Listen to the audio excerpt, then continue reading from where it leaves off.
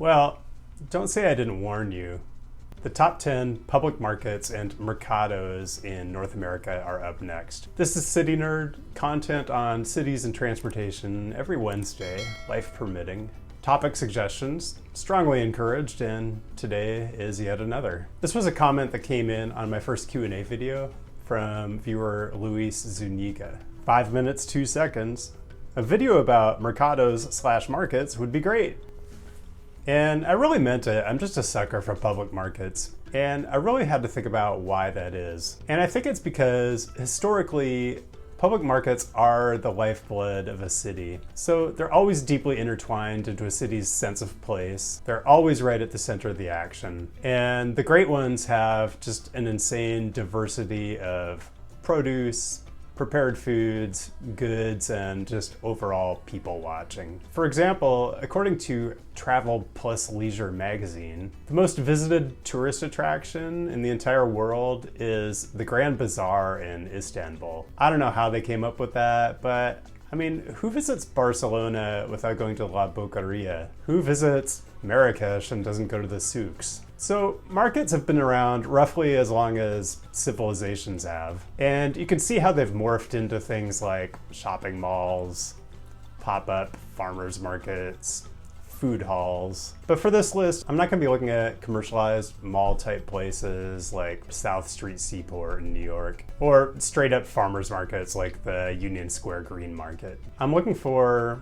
historical, active markets centered around local suppliers and independent operators. So a public market. So here are the 4 metrics I used, all equally weighted. Number 1, visitor engagement, for which I just used the sheer number of Google reviews. Number 2, size of the market, so just the physical footprint. Number 3, diversity, which I just took as the number of vendors. And number 4, global reputation. So for this, I essentially Googled best public markets in the world and aggregated anything that came up in the first 2 pages of results. And I did this in Spanish language too, since you really get completely different results. Okay, enough explanation, let's get into it. Number 10 is Mercado Josefa Ortiz de Dominguez, better known as Mercado La Cruz in Querétaro. I'm also including Mercado Garibaldi, which is basically attached. For being in the historical center of a city as old as Querétaro, the structure is basically brand new, well, 1975 anyway. So the Mercado is sort of missing a lot of the historical charm of Centro, but it's still just a huge, interesting commercial and social hub in the middle of a really fast-growing city. Number 9, Reading Terminal Market in Philadelphia. This market has been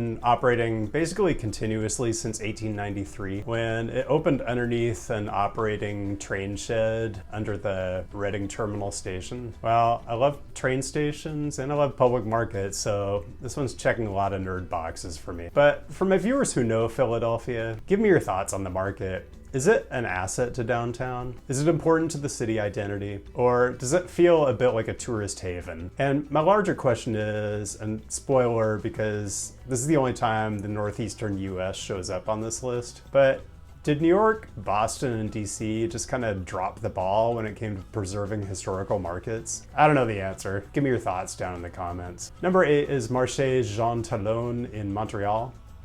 Forgive the pronunciation. This is actually the only market on the list that's really well outside the center of the city. Jean Talon is in the Little Italy neighborhood, just a couple miles northwest of downtown. The market dates from 1933, and like just about every market on this list, you can see that there's the actual market building itself, but then there's a clear influence area as well, with restaurants and shops facing onto the market. And the surrounding neighborhood has this really nice kind of medium-high density feel to it and is super walkable. So yeah, I love this one. Okay, 3 spots on the list down, 3 countries, and 3 very different ideas of what a public market is. And to me, they're all great, so let's keep going. Number 7 is Mercado, and I'm just not gonna try to pronounce this in Spanish, but it's November 20th, and Mercado Benito Juarez in the historical center of Oaxaca. I rolled these two together because they're on adjacent blocks. I mean, would you really go to one and not go to the other? November 20 is kind of a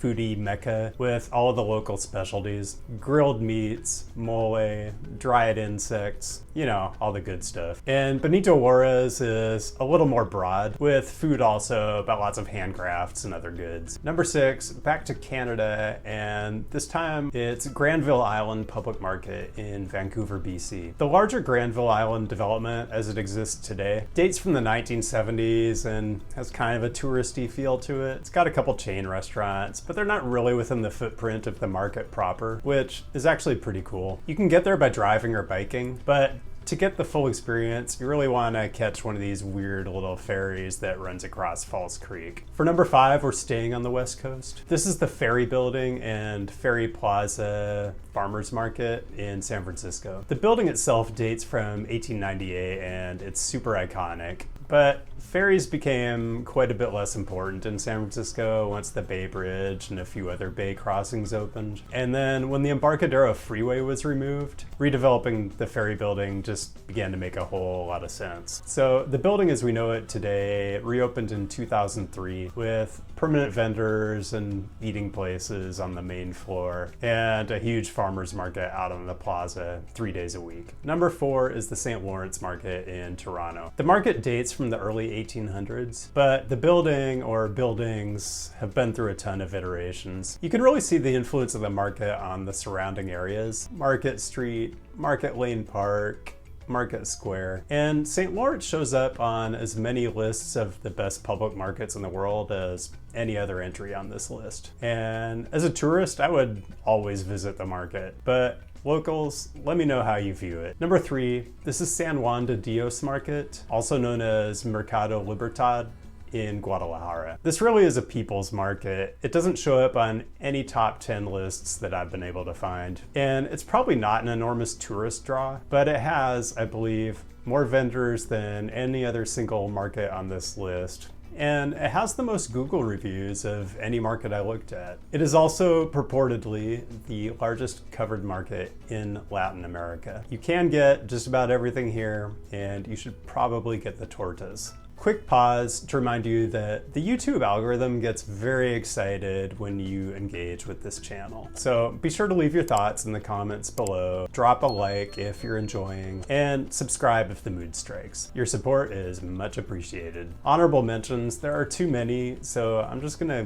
give you numbers 11 through 15 from this list. In order, they are Grand Central Market in Los Angeles, Lancaster Market in Lancaster, PA, which punches way above its weight, Mercado Juarez in Monterey, Findlay Market in lovely Over the Rhine, Cincinnati, and Charleston City Market in Charleston, South Carolina. And these are all super worth a visit if you come to town. Number 2 is Pike Place Market in Seattle. I grew up going to Pike Place pretty regularly and just getting lost in the labyrinth of weird shops under the main arcade or across the street in the buildings along Post Alley. And it was a long time before I realized that there's really nothing else quite like it. If you've seen it on TV, it's probably people throwing fish, but the market is just packed with vendors and oddball retail operations. And because of the favorable lease agreements in the historic district, it's been a lot of the same vendors for 50 plus years. The only chain stores you'll find here are the ones that actually started here. So yeah, there's a Starbucks, but it is Starbucks number 1. Anyway, this is all footage I shot last week. The one thing I can't figure out is how they're still letting people drive and park on Pike Place. It's during the holidays and in the middle of this COVID wave where people are really just trying to give each other as much space as possible. I don't know. I know the vendors need loading zones, but they've got to figure this out. And for number 1, we're going to Mexico City. There were a lot of choices here. I went with La Merced, which is actually several contiguous markets on the east side of the historical center. You've got La Merced itself. You've got Mercado de Flores,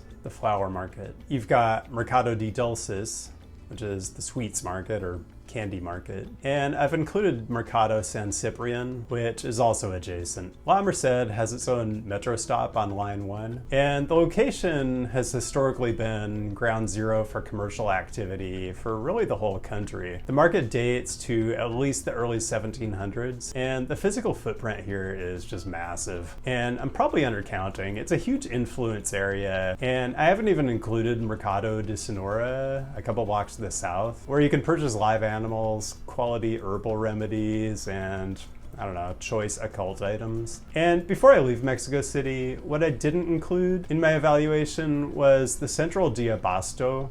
Again, apologize for the pronunciation, but the Central has a footprint that's like 10 times the size of anything on this list. And it's purportedly the largest wholesale market on the planet. And you can definitely visit, but it really is geared toward commercial customers, so I didn't really feel like it fit the spirit of this list. People who know Mexico City, there are a lot of markets that could have made this list. Mercado de Jamaica was a candidate too, but I only wanted to include one entry per city. So let me know what you think I missed. That's all I've got today. Let me know your thoughts down in the comments, any future topics you'd like to see, and I'll be back with a new episode next week. I'll see you then.